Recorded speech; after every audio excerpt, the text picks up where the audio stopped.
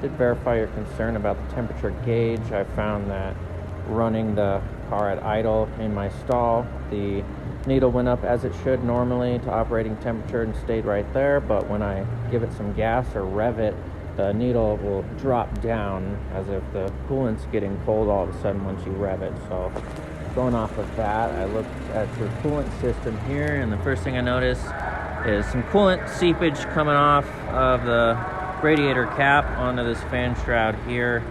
And while that's not the reason that your temp gauge is doing that, it is an issue. If you lift up on this cap here a little bit, you can see coolant coming out. So did notice this is aftermarket radiator in a radiator cap as well, but I did put in a recommendation just to replace this cap to see if that leak goes away.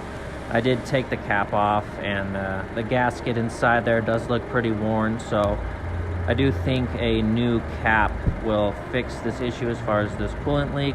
And when we replace that cap, I want to go ahead and do a coolant service, just because I don't know how much has leaked out. If any air has gotten into your system, we definitely want to get that out.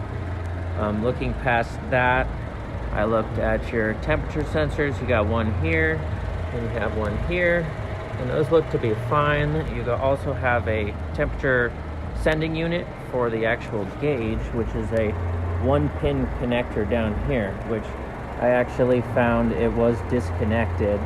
And since it is a 1-pin, it's kind of just got like a circular terminal that you slide onto a 1-pin sticking out of the motor. So all I did was crimp that end a little bit and slide it on that pin, make sure it fit good and snug.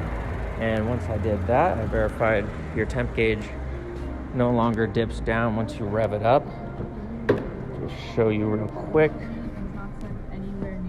So it is at temperature. Before, when I would rev it up, the temperature would drop down, so it's staying good in center now when I rev it up. So I believe that was the issue as far as your temperature gauge.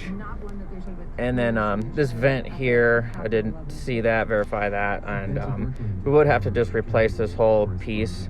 It's basically a center vent assembly, so get that quoted for you, quoted out a radiator cap. And then